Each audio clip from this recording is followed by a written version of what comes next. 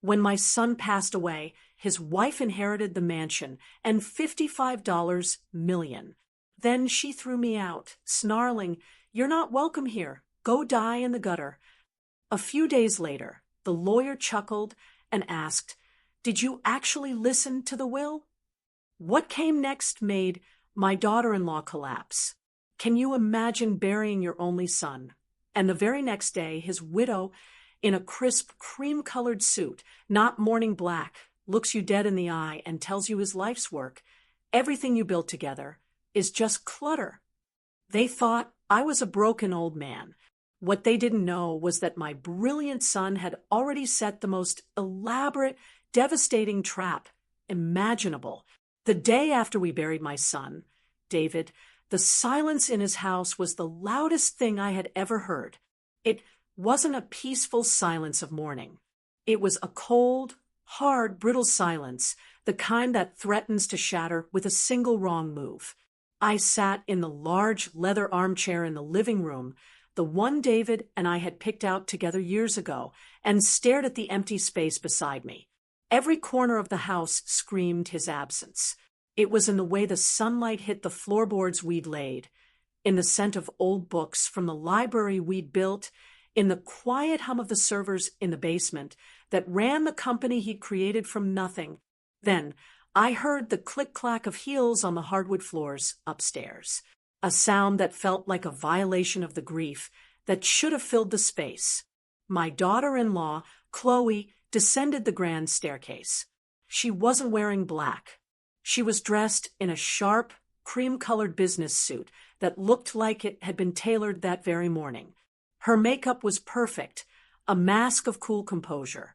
She glided past me, her expensive perfume trailing behind her, and didn't even glance in my direction. She pulled out her phone and began a conversation in a voice that was crisp and devoid of any emotion. "No, the timeline has to be accelerated," she said, walking toward the kitchen. "We need to liquidate the secondary assets by the end of the quarter. It's about maximizing liquidity. The past is the past." I felt like a piece of old furniture, a relic she had yet to decide whether to keep or discard. The silence returned, now heavier, colder. I knew then that the storm was not over. It was just beginning. The next day, we sat in the polished mahogany conference room of David's lawyer, Mr. Davies. The air was thick with the scent of leather and old paper. I had known Mr. Davies for 20 years. He had watched David grow up, had advised him when his little startup was just a dream sketched on a napkin. He looked at me with a pained expression before putting on his professional glasses and clearing his throat. Chloe sat opposite me, her back ramrod straight, her hands clasped on the table. She looked like a CEO at a hostile takeover, not a grieving widow. Mr. Davies began to read the last will and testament of David Peterson. The legal language was dense, but the core of it was brutally simple. Clause after clause outlined the transfer of David's assets. His controlling shares in the AI company valued at over $50 million, his portfolio of investments, the cars, the art, the bank accounts, and the house. Everything was to be transferred to my beloved wife, Chloe Peterson. My name was mentioned only once in a single sterile sentence. To my father, Robert Peterson, I leave my deepest gratitude for being a wonderful father and my first and greatest teacher. I felt the air leave my lungs. It wasn't about the money. I had never cared about the money. It was the feeling of being utterly erased. I looked at Chloe. She wasn't looking at me. A small, almost imperceptible smile touched the corners of her lips. It was a smile of pure, unadulterated victory. In her eyes, I was no longer a grieving father. I was a footnote in the story of her new wealth. As the lawyer's voice droned on, a memory flashed in my mind, so clear it felt like yesterday. I was sitting with David at a greasy diner 20 years ago. He was showing me his business plan, his eyes burning with passion and fear. I had just sold my modest home. the one I had shared with his mother, and pushed a check for my entire life savings across the table to him. "It's a huge risk, Dad," he had said, his voice trembling slightly. I had pushed the check back into his hand. "It's not a risk, son," I told him. "It's an investment in you." Now, sitting in that cold office, I watched the woman who held that entire investment in her manicured hands, and I saw no trace of my son in her triumphant gaze. The moment we returned to the house, the mask of civility, thin as it was, dropped completely. Chloe walked through the rooms, not as a resident, but as an inspector. Her eyes scanned everything with a cold, appraising look. She pointed a perfectly manicured finger at a wall of photographs, pictures of David as a boy, of his mother, of me, and him on fishing trips. "All of this has to go," she declared, to no one in particular. "It's just clutter. We need a clean, modern aesthetic." She moved to the bookshelf holding David's collection of first-edition science fiction novels, his greatest treasure besides his work. "These can be sold. I'm sure they're worth something." Her phone rang, and she answered it on speaker, her voice booming with newfound authority. "Yes, it's all confirmed," she said, a laugh in her voice. $55 million, not including the property. "I'm the sole owner now. Complete control." She said that last part while looking directly at me, a challenge in her eyes. She was marking her territory, making it clear that my time here was over. I wasn't just a guest in my son's home anymore. I was a ghost haunting her new property, and I knew, with a certainty that chilled me to the bone, that she was about to perform an exorcism. For 2 days, I sought refuge in the one place in the house I still felt my son's presence, the library. It was more than a room. It was a cathedral of our shared history. David and I had built the floor-to-ceiling oak shelves ourselves, our laughter echoing in the empty space as we worked. Every book on those shelves told a story, not just the one printed on its pages, but the story of how it came to be there. A rare copy of Asimov I had found for his 20th birthday, a signed edition of a new author he had discovered and loved. His college textbooks with his notes scribbled in the margins. I spent hours there, running my fingers along the spines, straightening a crooked volume, feeling the quiet hum of his intellect, his curiosity, his soul. It was the only room Chloe hadn't yet touched with her cold, appraising gaze. I was carefully dusting a row of his favorite hardcovers when the heavy oak door was thrust open, slamming against the doorstop with a violent crack that shattered the peace. Chloe stood in the doorway, flanked by 2 men who seemed too large for the frame. They were dressed in workout gear, with thick arms and impassive faces. They looked like demolition workers, not guests. Chloe, however, was dressed in expensive athletic wear, her hair in a tight ponytail. She looked at the room, not with appreciation, but with the dismissive eye of a developer looking at an old building before tearing it down. "All right, this is the space," she announced to the men, completely ignoring me. "As you can see, it's just dead weight. All this dark wood and old paper. It's depressing." She turned her gaze on me for the first time, and there was no warmth in it, only impatience. "Robert," she said, her voice sharp and clipped, "I need you to get all of this junk out of here by tomorrow. The elliptical and the weight machine are being delivered on Friday." I placed the book I was holding carefully back on the shelf, my hands steady despite the tremor I felt in my chest. I turned to face her, keeping my voice level, calm. "Chloe," I said softly, "this isn't junk. This was David's collection, his sanctuary. This room is the heart of the house. It's where his memory lives." I looked past her to the 2 men who shifted uncomfortably, avoiding my eyes. I was appealing to a humanity I wasn't sure she possessed. "You can have any other room. Please, just not this one." I wasn't pleading for myself. I was pleading for my son, for the preservation, for the small part of him that still felt tangible, that still breathed in the scent of paper and ink. For a moment, she just stared at me, a flicker of disbelief in her eyes that I would dare to question her. Then a short, ugly laugh escaped her lips. Memory? What good is memory? You can't liquidate memories. Robert!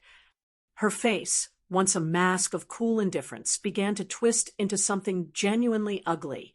The civility was gone. The pretense was over. This was the real Chloe, the one my son must have seen, the one he must have tried to protect me from. Her voice rose with each word, growing louder, harsher, echoing off the silent, watching books. I am so tired of you moping around this house like a ghost, touching everything, reminding me of a past I want to forget. She took a step forward, her finger jabbing the air in my direction. This is my house now, my life, and you are not part of it. Then came the words that would burn themselves into my mind forever, the words that would become the fuel for everything that came next. You are not welcome here anymore, she screamed, her face red with fury. Get out of my house. Go die in a dumpster for all I care. She turned to the two silent giants beside her, her voice dropping to a low, vicious command. Get him out. Before I could react, they moved. One took my left arm, the other my right. Their grips were like iron. There was no malice in their actions, just a detached efficiency, as if they were removing a piece of unwanted furniture. I didn't struggle. The fight had already left me, replaced by a profound, hollow shock. They guided me out of the library, my feet stumbling on the Persian rug. I had one last look at the room, my son's sanctuary, before the heavy oak door was pulled shut with a final, definitive click. The lock turned. I had been expelled from my own son's heart. The heavy front door slammed shut, and the sound echoed, not like wood hitting a frame, but like a final judgment. I heard the sharp metallic sound of the deadbolt turning, a sound that locked me out of my own life. I stood on the stone pathway, the manicured green lawn, stretching out on either side of me. On the grass, looking absurdly out of place, sat my old leather suitcase. Chloe must have packed it herself. A final act of dismissive charity. I imagined her touching my belongings, her hands judging my worn-out sweaters and old books before stuffing them into the bag, and having one of her hired men toss it outside like a piece of trash. The humiliation was a physical thing, a cold knot tightening in my stomach. The sky above was a uniform, unforgiving gray, the color of wet concrete. A cold wind began to stir, rustling the leaves of the great oak tree David and I had planted when the foundation of the house was first laid. Then the first drop of rain hit my cheek. It was cold. Another followed, then another, until a steady, miserable drizzle began to fall, soaking into the shoulders of my thin coat. I didn't move. I just stood there, letting the rain mix with the silent tears I hadn't realized were streaming down my face. I looked up at the house. Our house. I saw the bay window of the library, dark and empty. I remembered David insisting on that window, wanting a place where he could read with the morning light pouring in. I saw the stone facade around the entryway, remembering the weekend we spent setting the stones ourselves, our hands raw, and our faces beaming with pride. Every brick, every window, every shingle was a memory. And now it was a monument to a broken promise. The cold rain on my skin seemed to wash away the years, pulling a memory from the depths of my heart with aching clarity. I was suddenly standing in a different yard, in front of a much smaller house, 25 years ago.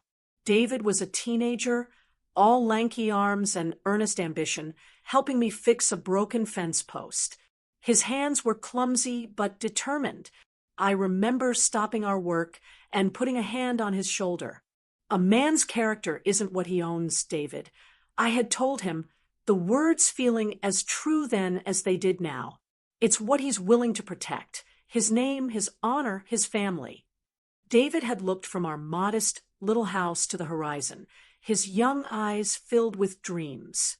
He had smiled, a flash of the brilliant man he would become. "One day, I'm going to build us a great house, Dad," he had said, his voice full of unwavering certainty. "A place so big and strong that you'll always have a home. It won't be my house. It'll be our house." The memory faded, leaving behind an ache more profound than any physical blow. That promise, that beautiful, heartfelt promise from a son to his father. That was what Chloe had truly thrown out onto the lawn. That was what she had slammed the door on. The $55 million were just numbers on a page. The house was just wood and stone. But that promise was the sacred foundation of my life, and she had desecrated it. Standing there in the soaking rain, I felt the grief and shock finally recede, replaced by something else, something hard and cold and clear. The pain was transforming, crystallizing into a single, sharp point of purpose. I straightened my back, pulling my shoulders from their defeated slump. I gave the house one last long look.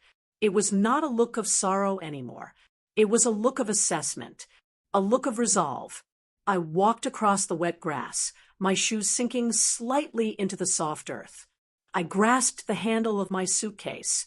It felt solid in my hand, and without looking back, I began the long walk down the driveway toward the street, each step a silent vow. The game was not over. She had just made her move. Now it was my turn. I must have looked a sight, standing on the curb in the rain. A man in his 70s with a single suitcase, and a life suddenly erased.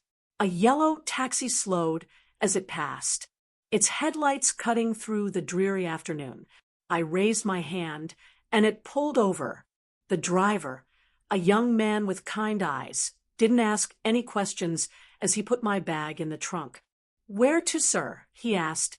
I didn't want to go to a friend's house. I couldn't bear their pity, not yet. I needed anonymity, a place where I could think. "The Starlight Motel," I said, naming a place I remembered from years ago, far out on the highway. A place people went when they didn't want to be found. The drive was a blur of smeared city lights and the rhythmic thump of the windshield wipers. Each beat seemed to say, "What now? What now? What now?" We left the manicured suburbs behind, the grand houses giving way to strip malls and industrial parks. The Starlight Motel was exactly as I hadn't remembered it. The sign was missing a T, so it read Starlight Motel, its neon lights buzzing and flickering in the rain. The paint on the building was peeling, and the air smelled of wet asphalt and regret. The room the clerk gave me was on the ground floor, facing the parking lot. It was small, and the air was stale. A brown-patterned bedspread was stretched tightly over a lumpy mattress. A single lamp on the nightstand cast a weak yellow circle of light. The ancient television was bolted to the dresser. It was the complete opposite of the life I had just been thrown out of. The spacious rooms, the scent of fresh flowers, the priceless art, all of it felt like a dream. This small, sad room was my new reality.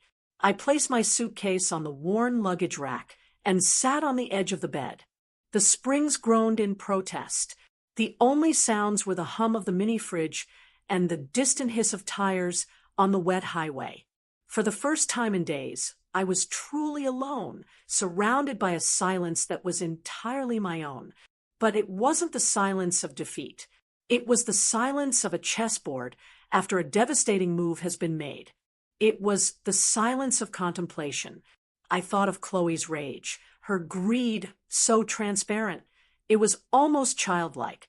I thought of the will, so clean, so simple, so unlike my son. David was meticulous. He was a genius who saw every angle, who planned for every contingency in his business. Could he have been so blind in his personal life? Could he have left his own father, the man who had funded his dream, so utterly unprotected? It didn't make sense. The numbers didn't add up. And as a man of history, I knew that when a story doesn't make sense, it's usually because you're not reading the whole text. A new thought began to form. Not a hope, but a hypothesis. A possibility. What if David wasn't blind? What if he was strategic? The thought was a single small flame in the vast darkness of my despair. It was enough. I reached into my coat pocket, my fingers closing around the cool, hard shape of my phone. I pulled it out, the bright screen illuminating my face in the dim room. My thumb scrolled past the names of friends I couldn't yet face, past the numbers of services I didn't yet need. I stopped on one name, a name that now represented the only bridge between the world I had lost and any possible future, Mr. Davies. My finger hovered over the screen for a single heartbeat, a silent question hanging in the air, surrender or fight back. Then, with a steady hand, I pressed the call button. The conflict was no longer about what had been done to me. It was about what I was going to do next. The phone rang once, twice, a shrill sound in the quiet motel room. Each ring felt like a lifetime. I was calling a lawyer, but I was also reaching out for a lifeline, a connection to the son I had lost. Finally, the ringing stopped. Davies. His voice was professional, but I could hear the weariness in it. Robert, he said, a note of concern entering his tone. Are you all right? I was just about to call you. His words sent a small jolt through me. He was about to call me. He was expecting something. I took a deep breath, marshaling my thoughts, determined not to sound like a broken man. I kept my voice steady and even, as if I were delivering a lecture on the fall of the Roman Empire. I reported the facts, devoid of the crushing emotion that lay beneath them. Good evening, Mr. Davies, I began. I'm calling to inform you that I am no longer residing at my son's house. Chloe made it clear I was not welcome. I've taken a room at the Starlight Motel on the interstate. The silence on the other end of the line was heavy, but it wasn't the silence of shock or disbelief. It was the silence of sad, weary confirmation. I heard him sigh, a long, slow exhalation of breath that seemed to carry the weight of a secret he had been holding for too long. Robert, he said, and the professionalism in his voice was replaced by the genuine sorrow of a friend. I am so sorry you had to go through that. Truly, but I can't say that I'm surprised. My grip tightened on the phone. Not surprised. The small hypothesis that had formed in the darkness of my despair suddenly felt less like a guess and more like a certainty. My son had known. He had seen this coming. Mr. Davies continued, his voice low and filled with a pained affection for the friend he had lost. David was a brilliant man, Robert. He could predict market trends and technological shifts years in advance. He saw the world in patterns, in lines of code, and probable outcomes. And he saw the patterns in people, too. He knew his wife. He loved her, I think, in his own way. But he was not a fool. He was a planner. He always had a contingency. I closed my eyes, picturing my son's face.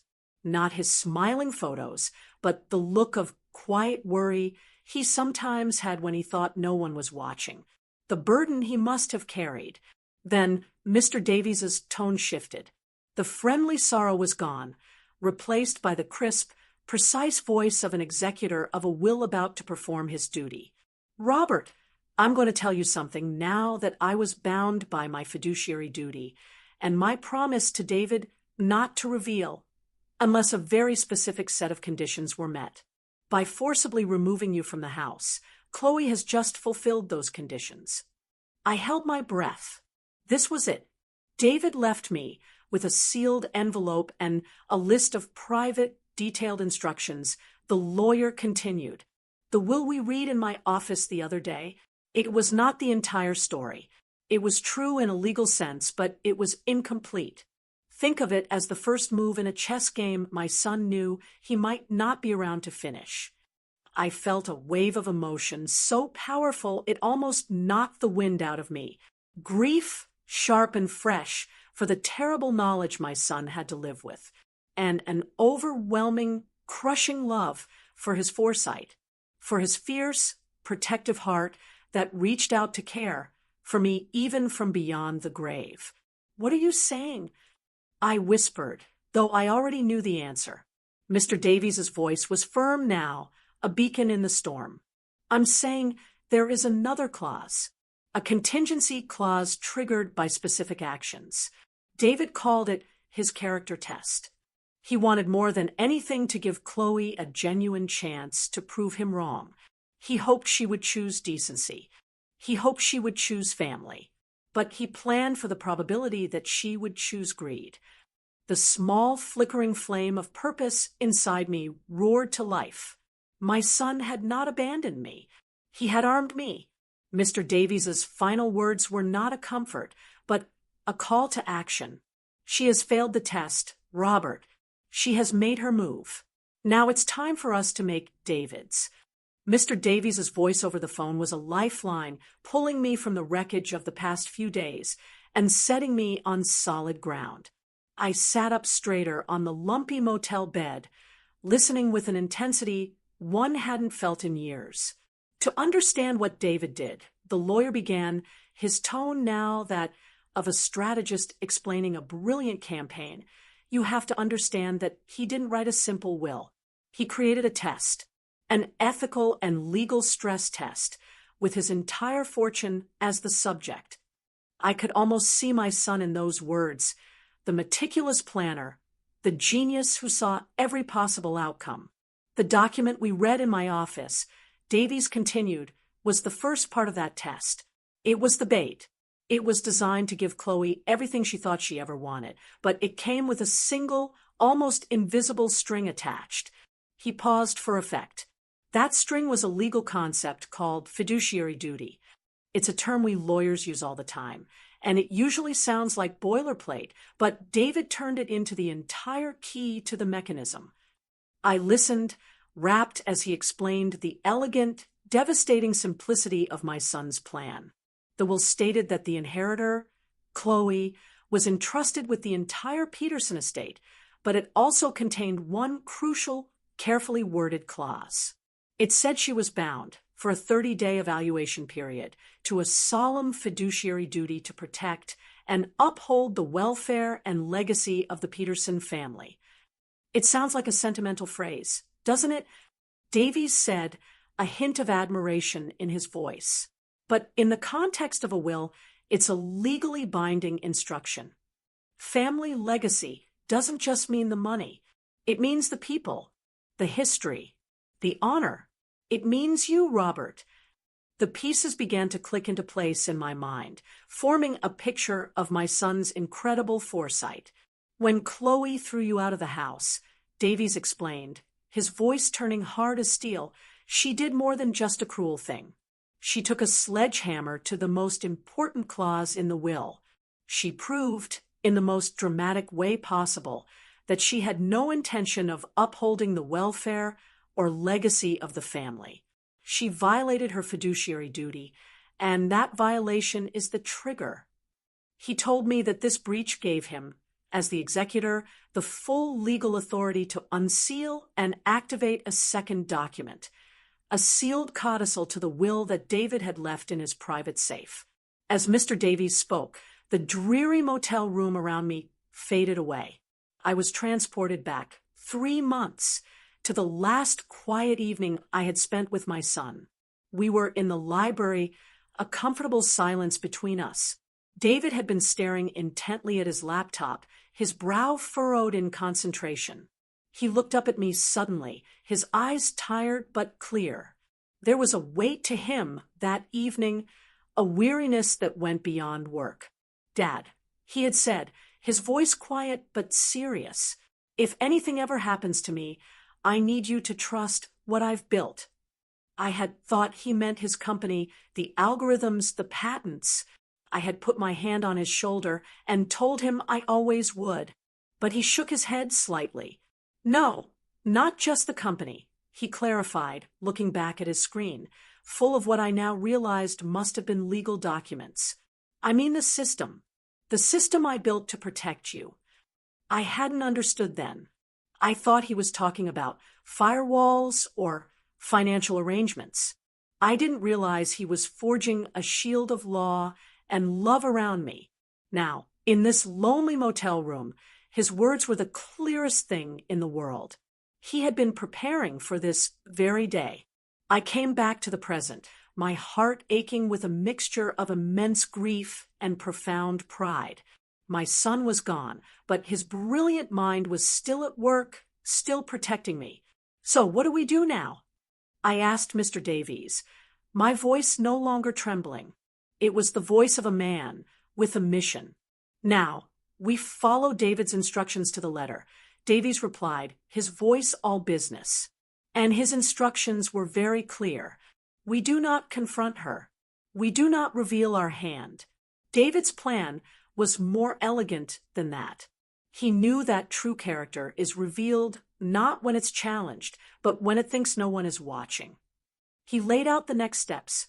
Chloe believes she is one of the wealthiest women in the country. We need her to believe that with all her heart, but when she tries to spend that money to liquidate those assets, to exercise that power, she will find that the doors are all locked. He explained that he would use his legal authority as executor to place temporary holds on everything, citing standard procedural delays, estate valuations, and tax assessments. It would be a death by 1,000 paper cuts. She would be a queen with an empty treasury. She will grow frustrated, then angry, then desperate, Davies said. David knew she had no patience. He designed the trap to prey on her own worst instincts. He gave her all the rope she could ever want. Robert, now we just have to wait for her to tie her own noose. Trust the system. Trust your son. I hung up the phone, the silence of the motel room no longer feeling empty, but charged with purpose. The game had been set by my son long ago. It was time for me to play my part. The plan Mr. Davies laid out over the phone was both simple and breathtakingly complex. It was a legal labyrinth designed by my son, and Mr. Davies was handing me the map. His instructions for his part were precise. He would begin the process of legally freezing the estate's major assets. He would use the perfect, impenetrable shield of bureaucracy. There would be notices of probate filings for asset valuation, requests for federal and state tax clearances. Each step was a standard, legally required procedure, but when done with deliberate slowness, they would form an invisible wall around the $55 million. Chloe would be able to see the fortune, but she would be utterly unable to touch it. It would be like a starving person staring at a banquet through a pane of unbreakable glass. My instructions were much simpler and much harder. You, Robert, must disappear, Mr. Davies had said, his voice firm. Not forever, just for a few days. Let your trail go cold. Don't answer your phone if anyone calls. Don't reach out to old friends. To Chloe and to the world, you must be what she believes you are, a broken, defeated old man who has run away to some dark corner to grieve. Your absence will be her confidence. Your silence will be her signal to act rashly. We need her to feel completely, utterly, and foolishly secure. We spoke for a few more minutes, confirming the details, and then the call was over. I placed my phone on the worn-out nightstand. The motel room was silent once more. I looked around at the cheap laminate furniture, the stained carpet, the thin, faded curtains. An hour ago, this room had been a symbol of my humiliation, the lowest point of my life. But now it felt different. It felt like a bunker, a command center. The anonymity I had sought out of shame had become a strategic advantage. This wasn't a place of defeat. It was a staging ground. A younger, angrier version of myself might have called this feeling a thirst for revenge. I might have savored the thought of Chloe's future, suffering. But sitting there in the quiet solitude, feeling the immense weight of my son's trust reaching out to me from the past, I knew this was something else entirely. It wasn't about inflicting pain. It was about revealing a painful truth. It was not vengeance. It was the slow, methodical execution of justice. My son's justice. I was not an avenger. I was an executive tasked with carrying out the final, most important wish of my child, to protect his legacy from the one person he knew would try to destroy it. The plan was a masterpiece of legal and psychological engineering, but it was built upon a single critical assumption: Chloe's boundless arrogance. A sliver of doubt entered my mind. Could anyone truly be so blinded by greed, so utterly lacking in caution? The plan required her to not just walk into the trap, but to sprint into it, laughing all the way. She would have to ignore all the red flags, all the procedural delays, and believe only what she wanted to believe. It seemed like a flaw in an otherwise perfect design. I worried she might sense something was wrong, that she might hire a competent lawyer of her own who would advise patients. And then I had to question myself. Did I have the strength to see this through?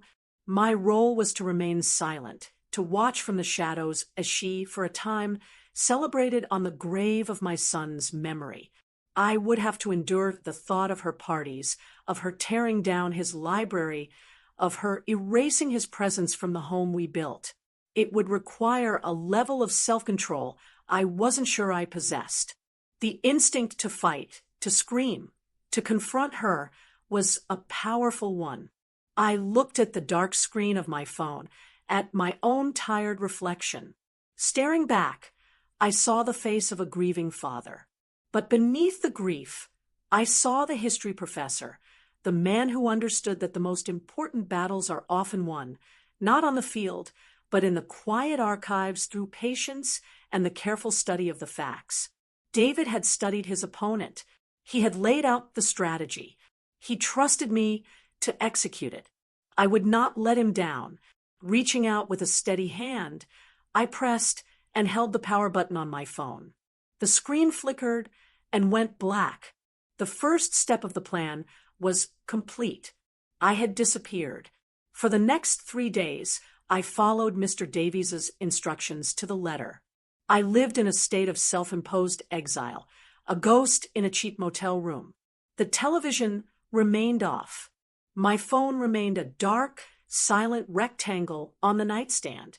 The world outside my window, with its endless river of highway traffic, ceased to exist.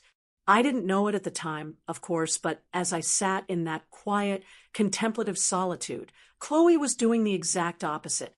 She was exploding into the world with the force of a financial supernova, a spectacle of consumption, so grand it was almost an art form. Mr. Davies later filled me in on all the details, his voice a dry, factual report over the phone. He painted a picture of a woman so completely consumed by greed that she couldn't see the cliff edge just beyond her brand new $1,000 shoes. Her first stop, he told me, was a whirlwind tour of the most expensive boutiques the city had to offer. She moved through them not like a shopper, but like a conqueror claiming tribute. Handbags from designers whose names I didn't even know. Watches that cost more than my first house. Dresses she would likely only wear once. She wasn't just buying things. She was buying a new identity, shedding the skin of her old life and wrapping herself in a cocoon of obscene luxury. From there, she went to a supercar dealership, the kind of place with polished concrete floors and more security guards than cars. She didn't browse. She simply pointed at the most ostentatious vehicle in the showroom, a blood-red sports car with doors that opened upwards like wings. She put down a substantial, non-refundable deposit with a flick of her credit card. The salesman, Mr. Davies learned, had asked when she would pay the remaining balance. Chloe had laughed, a tinkling, condescending sound. "Oh, as soon as some boring little estate paperwork clears up," she had said. Don't worry, the money is there. But her most egregious act, the one that felt like a personal violation, even when heard secondhand, was what she planned for the house. She hired a famous interior designer, a man known for his cold, brutally minimalist style that was the antithesis of the warm, comfortable home David and I had created. He and Chloe had walked through the house, and Chloe had issued decrees like a petty tyrant. The warm oak floors were to be ripped out and replaced with white marble. The comfortable, custom-built furniture was to be sold. But she saved her greatest venom for the library. Mr. Davies's private investigator had recorded her conversation with the designer. "This room," Chloe had said, her voice dripping with disdain, "is a morgue. All these dusty old books and this dark, depressing wood. I want it gutted.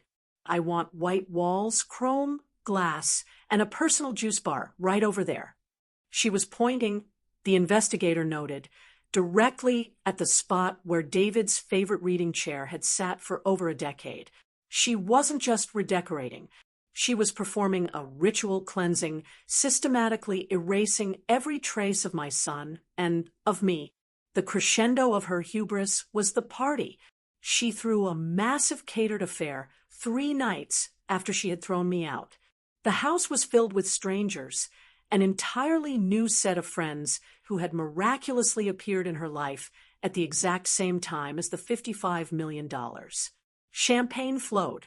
A DJ played loud, pulsing music, and Chloe held court in the center of it all, soaking in the adoration of her new followers. She was radiant, triumphant, and at some point in the evening, Mr. Davies's source told him one of the new friends asked about David's father. Chloe had paused, placing a dramatic hand on her chest, as if the question caused her great pain. "Oh, Robert," she had sighed, her voice carrying across the hushed circle of listeners. "The poor dear man. He was just so overwhelmed by everything. The grief, the legal matters. He couldn't adjust to this new reality." She had shaken her head sadly. "I believe he checked himself into a quiet little nursing home up north somewhere. It's for the best, really. He just doesn't belong in this world." Listening to Mr. Davies recount that part, a strange calm washed over me. I felt no anger, no rage. I only felt a profound, cold pity. She was dancing in a house of cards, toasting to a future that had already been signed away. She believed she was the queen of a new and glittering kingdom, never once realizing she was just a temporary actress on a stage my son had so carefully built. And the final act, I knew, was about to begin. The trap had been set, the bait had been taken, and now the walls were about to start closing in. The day after her party was meant to be the first day of her new reign. As Mr. Davies later recounted it to me, Chloe woke up late, the sunlight streaming into the master bedroom she now occupied alone. The house was quiet. The caterers had cleaned up the evidence of the previous night's grand affair. She likely felt on top of the world, a queen in her castle, the undisputed master of a $55 million universe. She decided to begin her day and her new life with an act of casual, triumphant consumption. She drove David's luxury sedan, a car she now considered hers, to a chic downtown cafe after a brief, satisfying stop at her new, favorite jewelry store. It was there, surrounded by the quiet clinking of porcelain and the murmur of the city's elite, that the first crack appeared in the foundation of her perfect world. After ordering a ridiculously expensive coffee and a pastry, she presented her new black credit card, the one linked directly to the main estate account. The barista swiped it. A moment passed. He swiped it again. A small, polite frown appeared on his face. "I'm sorry, ma'am," he said, his voice low enough to avoid a scene. "It's been declined." Chloe laughed, a sound of pure disbelief. "That's impossible," she said, her voice a little too loud. "Try it again." He did. The result was the same. Annoyance flickered across her face, replaced by a flash of embarrassment as she noticed a woman at a nearby table glance over. She handed him a different card, also linked to the estate. It too was declined. Flustered, she paid with the last of the cash in her designer handbag and retreated to her car, her face a mask of cold fury. She immediately called the private banking line. The representative who answered was impeccably polite, which only seemed to fuel her anger. "Yes, Mrs. Peterson," the banker said after a moment. "I see the issue. There appears to be a temporary procedural hold placed on all accounts associated with the Peterson estate." Chloe's voice was sharp. "A what?" "I am the sole beneficiary. That is my money. Remove the hold immediately." There was a soft electronic shuffling sound on the other end of the line. "Ma'am, I'm afraid I can't do that," the banker said, his voice still maddeningly calm. "The request was filed this morning by the executor of the estate, Mr. Davies. It's a standard hold pending a full asset valuation for probate court. My hands are tied." Chloe sat in her car, the engine silent, and stared at the glittering storefronts. For the first time, a cold tendril of real fear snaked its way into her heart. She drove home, her mind racing. When she walked through the front door, her phone was ringing. It was the celebrity interior designer. His voice, usually so fawning and effusive, was clipped and annoyed. "Chloe, darling," he said, dispensing with pleasantries. "There's a bit of a problem. My demolition crew arrived at the house this morning to begin work on the library, but they were turned away. We were served with a legal notice, a temporary injunction on any structural alterations to the property filed by the estate's executor." He took a breath. "My crew bills by the hour, darling, and right now they are billing me for doing absolutely nothing. What is going on?" Chloe sank onto a pristine, white sofa, the phone feeling cold against her ear. She was surrounded by the walls she wanted to tear down, but an invisible, more powerful wall had just been erected around her. Before she could even formulate a reply to the designer, another call came through. It was the car salesman from the Maserati dealership, and the cheerful deference was gone from his voice. It was now the voice of a man who wanted his money. "Mrs. Peterson," he said, his tone all business, "I'm calling about the final payment for the Gran Turismo. As we discussed, your deposit holds the vehicle for a 72-hour window. We're now at hour 75. We need that wire transfer today. Otherwise, I'll be forced to release the vehicle to another interested party. And as per the contract you signed, the deposit is non-refundable." The sports car, the ultimate symbol of her new status, was about to vanish. Every pillar of her new life was crumbling, one by one, in the space of a single morning. That was when the panic truly set in. Her confident rage dissolved into a frantic, cornered fear. She had only one move left. She dialed the number for Mr. Davies's office, her thumb jabbing at the screen. The moment he answered, the dam of her composure broke, and a torrent of furious, terrified words poured out.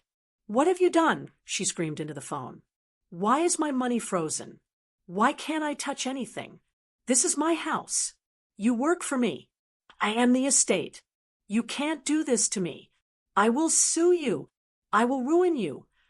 On the other end of the line, as Mr. Davies later described it to me, he simply held the phone a few inches from his ear and waited for the storm to pass. When she finally paused to take a breath, he spoke, his voice the calm, unshakable center of her hurricane. "Mrs. Peterson, I understand your frustration. However, as I am sure you can appreciate, the final settlement of an estate of this size is a highly complex process. Standard procedure," she shrieked. "There is nothing standard about this." "I assure you, Mrs. Peterson," he continued, his tone maddeningly professional, "every action I have taken is a perfectly standard and legally required step to protect the assets of the estate during the probate period. I am simply following the letter of the law. She screamed again, a raw, frustrated sound of a spoiled child being denied what they want. She was beating her fists against an invisible wall, a wall built of procedure, of legality, of my son's brilliant, patient design. After a final, incoherent threat, she slammed the phone down. She was trapped. Trapped not by bars or locks, but by the very system she thought had given her everything. She was a queen in a gilded cage, and my son, through the calm, steady hand of Mr. Davies, had just quietly and irrevocably turned the key. 5 days, according to the updates I received from Mr. Davies over the motel's crackling landline. That's how long it took for Chloe's new world to rust. The invisible walls he had erected had done their job perfectly. Her life, which had seemed so boundless and glittering just days before, had become a gilded cage. The unpaid invoices from the party caterers and the DJ were now arriving with angry red notices demanding immediate payment. The interior designer had sent a scathing email and a bill for his wasted time. The car dealership had called one last time to inform her that her deposit was forfeited, and the red sports car had been sold to someone else. Her new wealthy friends, the ones who had toasted her name with her own champagne, suddenly became impossible to reach. Her calls went to voicemail. Her texts were left unread. The silence in that vast, empty mansion must have been deafening.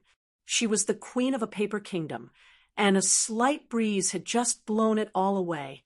Her first reaction, Mr. Davies's investigator reported, was a frantic, desperate search for me. The power dynamic had flipped so completely, it was almost poetic. The woman who had ordered me to go die in a dumpster was now scouring the city for the very man she had discarded. Her desperation, I imagine, was fueled by a last flicker of her arrogance.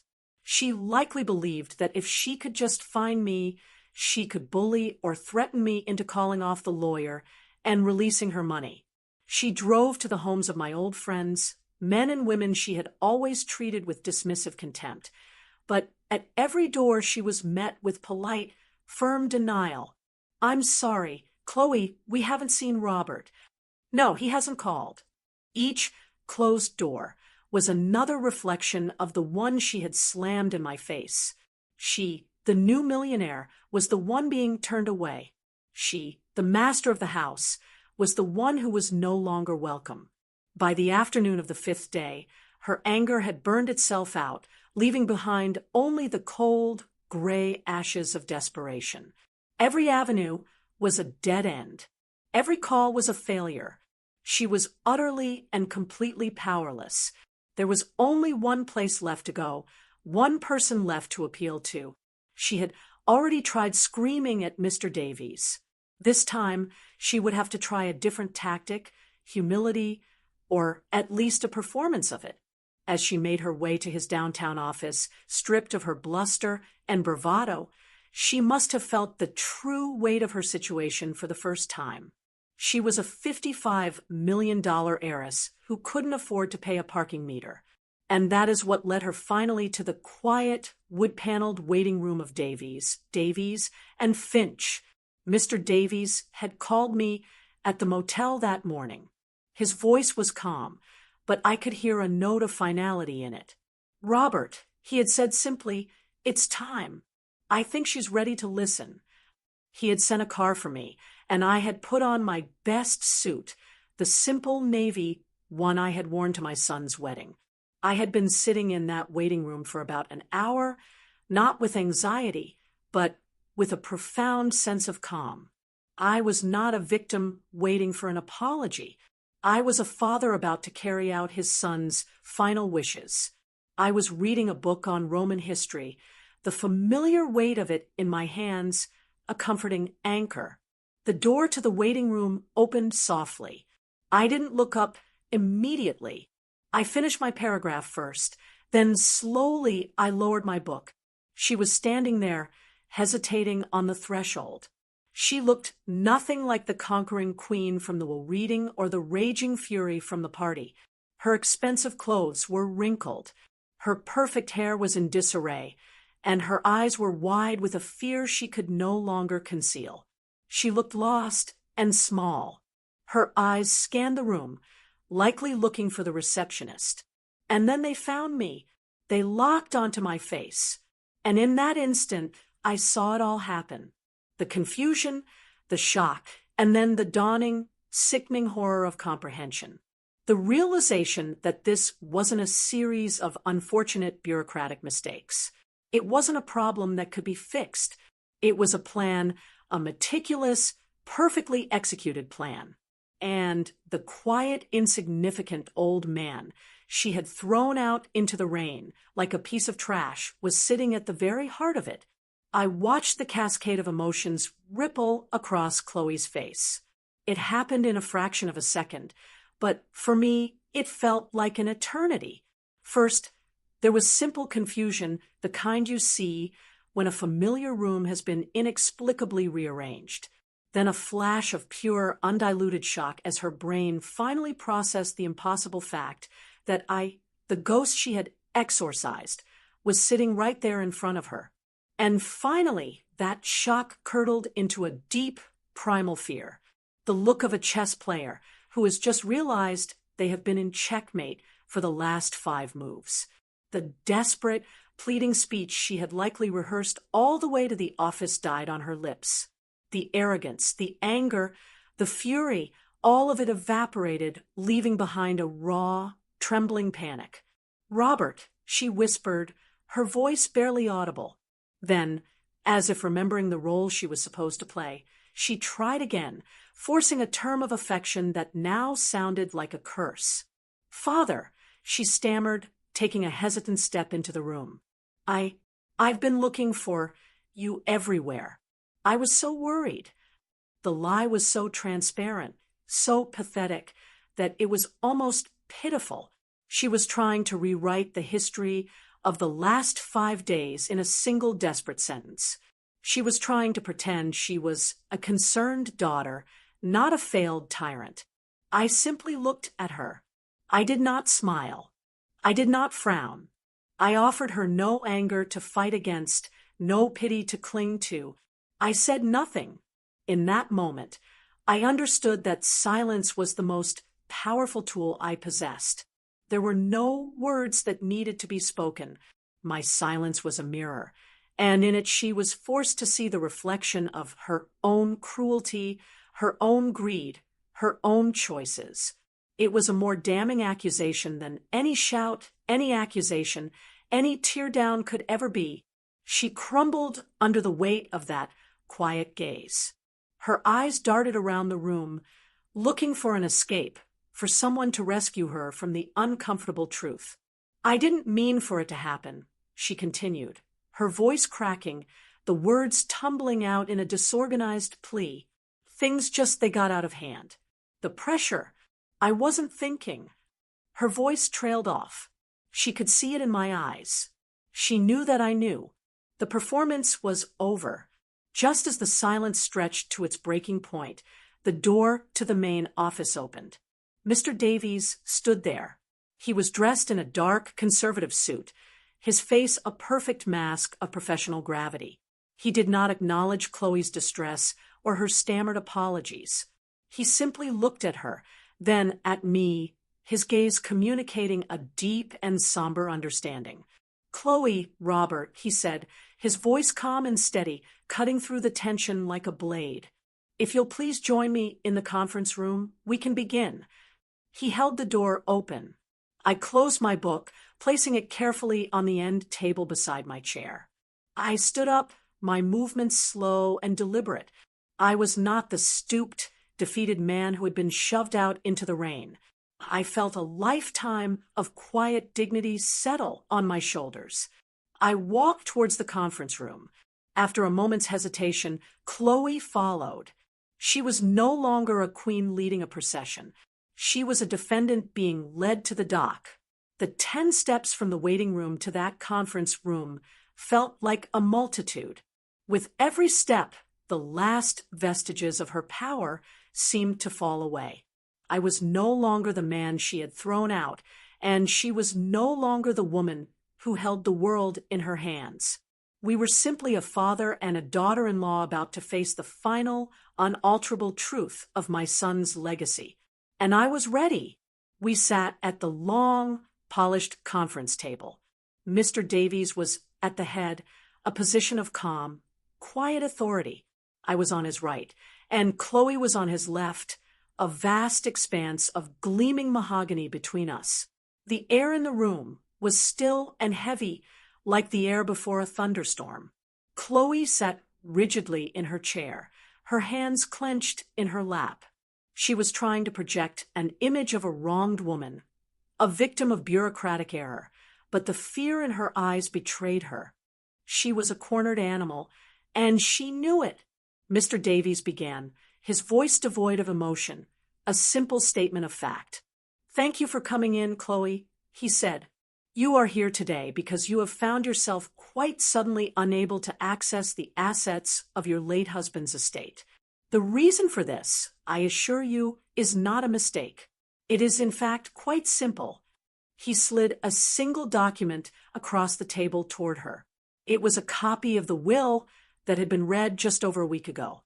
"If you recall," he said, his voice even and measured, "this document appointed you as the primary beneficiary and steward of the Peterson estate, but it also, in Section 2, bound you to a specific, legally enforceable fiduciary duty."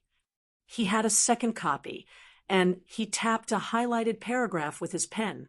"The clause states that the inheritor, for a period of 30 days, assumes a solemn duty to protect and maintain the welfare of the immediate family and the integrity of the Peterson family legacy." He let the words hang in the air for a moment. 30 days, Chloe. A probationary period. You could call it a time for evaluation, to be overseen by me as the executor of the estate. Chloe stared at the paragraph, her eyes scanning the words as if seeing them for the first time. I could see the confusion warring with her rising panic. Mr. Davies continued, his voice relentless in its calm precision. 5 days ago, on the afternoon of September 17th, you committed a profound and irreversible breach of that duty. He slid a second, much thinner folder across the table. It landed softly next to the will. "This is a sworn affidavit from your father-in-law, Robert Peterson. It details how you forcibly ejected him, the only other living member of the immediate Peterson family, from the home. It states that you instructed him to, and I am quoting directly from his statement, go die in a dumpster." Hearing my own story recounted in that sterile legal setting, hearing her ugly words repeated back to her, felt like a final, somber validation.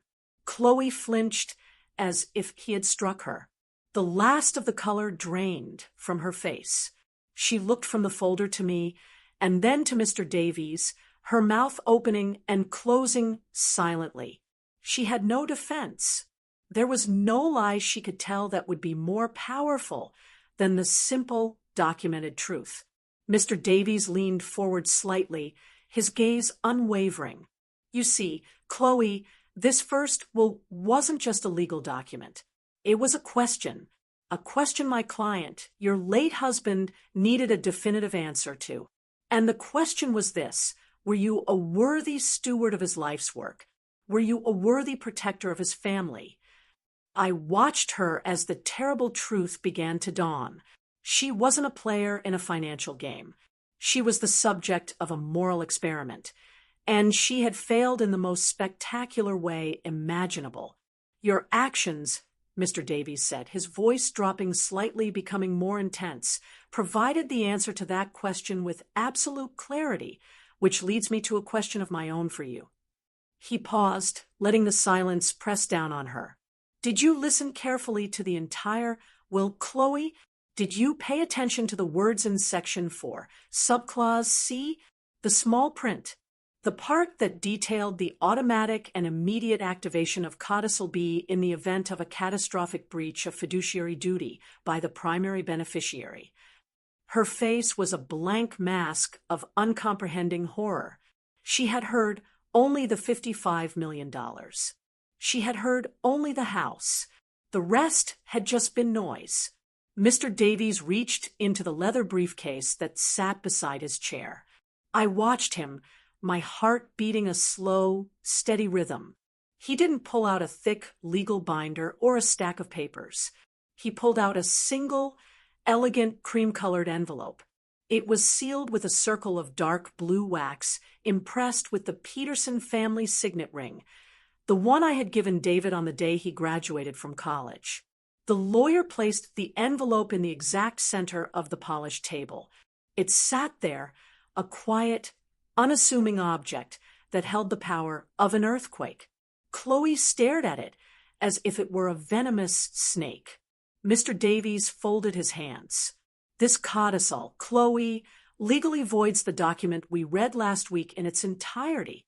This, he said, his voice resonating with the final, unassailable truth, is David's true and final will. Mr. Davies took a small silver letter opener from his desk set and slid it carefully under the blue wax seal. The sound of the paper tearing was a sharp, final rip in the silent room. He unfolded the single sheet of paper it contained. I saw my son's familiar, clear handwriting, and my breath caught in my chest. David's true intentions were not buried in pages of legal jargon. They were stated with a clarity that was both loving and ruthless. Mr. Davies placed the paper on the table and began to read, his voice the calm, steady instrument of my son's final command. This is codicil to the last will and testament of David Peterson. He began, activated this morning by the authority granted to my executor. It hereby renders all previous versions of this will null and void. The disposition of my estate is as follows. He looked directly at Chloe, whose eyes were wide with a terror so profound it seemed to have stolen her breath. 1. Davies read, all my assets without exception, including all shares in Peterson AI, all financial portfolios, and the residential property at 114 Willow Creek Lane, are to be transferred immediately into a newly formed irrevocable trust to be known as the Peterson Legacy Trust. He paused, letting the weight of the words sink in. 2. Davies continued, his voice unwavering. The sole trustee, manager, and administrator of the Peterson Legacy Trust will be my father, Robert Peterson. I felt an immense, humbling weight settle on my shoulders. A duty, a purpose. 3. Davies continued, his voice unwavering. The primary mission of this trust will be to fund and oversee the David Peterson Tech Scholars Foundation, a charitable entity dedicated to providing technology and engineering education and scholarships to underprivileged children, a cause my son cared about deeply. And then he came to the final provision. He looked at Chloe once more before reading it. 4. To my wife, Chloe Peterson, the trust will provide a monthly stipend of $2,000. He let that number hang in the air, a pathetic fraction of the millions she had tasted. This stipend is contingent upon her maintaining verifiable full-time employment. She will be permitted to reside rent-free in the guest cottage on the property. Any violation of these terms or any decision to cease working will result in the immediate and permanent termination of all financial support. It wasn't a punishment of pure poverty. It was, in its own way, so much worse for her. My son wasn't leaving her to starve. He was sentencing her to a life of ordinary, honest work, a life of responsibility, the very kind of life she had married him to escape. The color had completely vanished from her face, leaving a pale, waxy mask. She shook her head, a tiny, almost imperceptible motion, as if trying to physically deny the reality of the words she was hearing. The $55 million empire, the sports car, the parties, the power. It had all been a fantasy, a week-long dream from which she was now having the cruelest awakening. As Mr. Davies neatly folded the single sheet of paper and placed it back in its envelope, the finality of the moment struck her. A small, choked gasp escaped her lips. Her eyes rolled back in her head, and with a soft sigh, she slumped sideways out of her chair and collapsed onto the thick carpet in a dead faint. The great and powerful queen of the Peterson estate was gone, and in her place was just a woman unconscious on the floor of a lawyer's office, with a future she had single-handedly destroyed. My son's will had been done. 6 months passed. 6 months in which the world for me was not just rearranged, but reborn. The silence of the motel room was replaced by the chaotic, wonderful noise of creation. The ghost who had been haunting the hallways of a past life had found a new and vibrant purpose.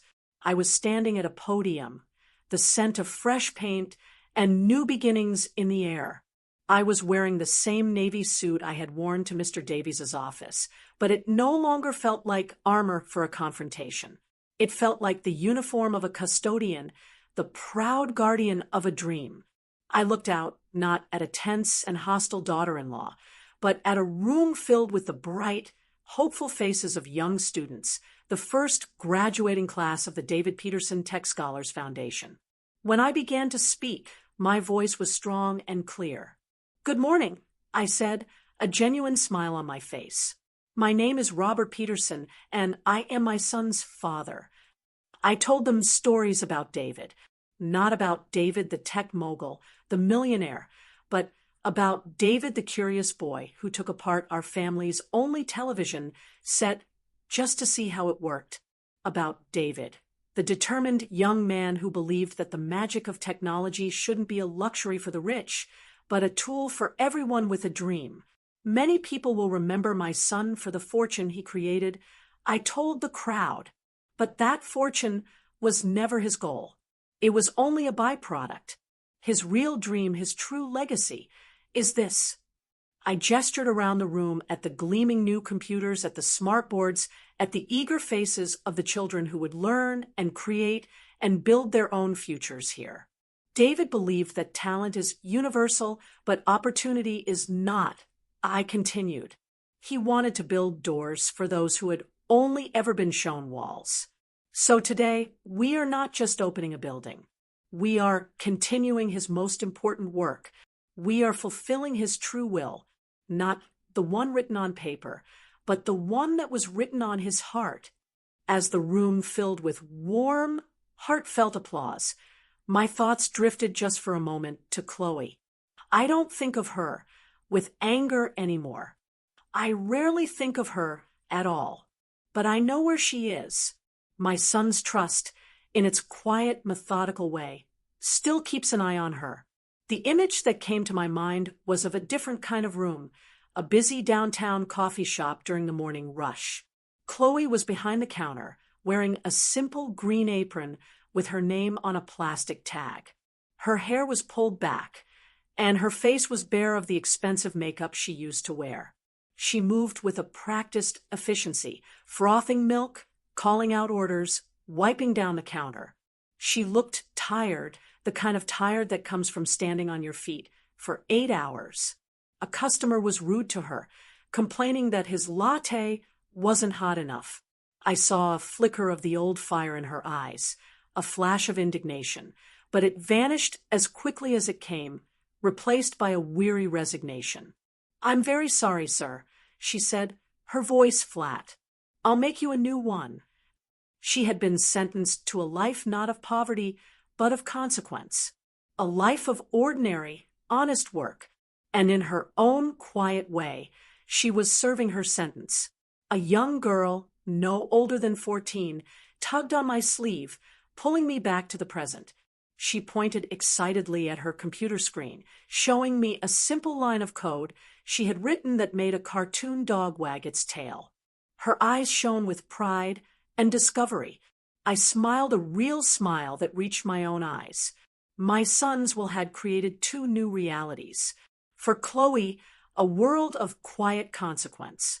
For me, a world of noisy, chaotic, wonderful purpose. Justice, I finally learned, isn't always found in a dramatic courtroom showdown.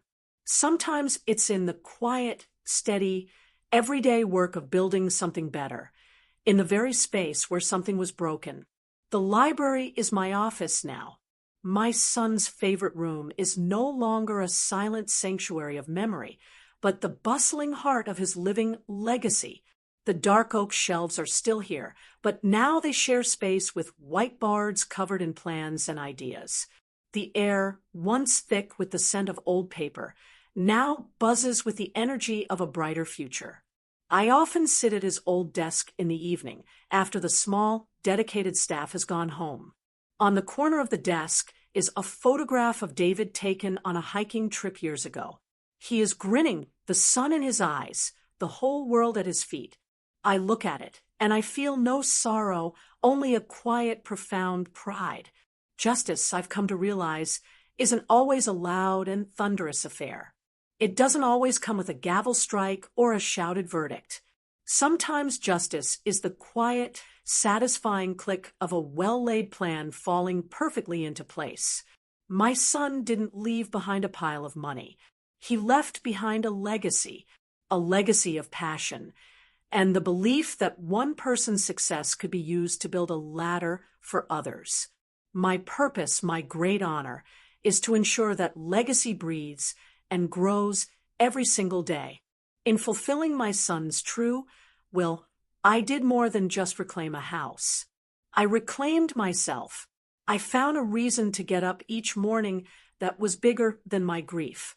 I found my way back to the man my son always knew I was. This story reveals that the most profound justice is often silent and strategic, not loud and vengeful. True strength lies not in immediate emotional reactions, but in patience and foresight. David's ultimate victory wasn't in punishing his wife, but in protecting his true legacy, one of purpose and charity over personal wealth.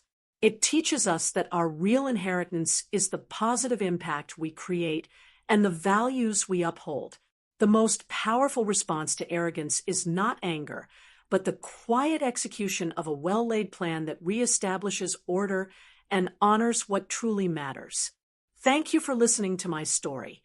It has taught me that sometimes the most powerful action isn't a furious shout, but a quiet, carefully calculated move on the chessboard of life. If you agree, or if you've ever had to find strength in wisdom and patience, tell me about it in the comments below. I'd love to hear your thoughts.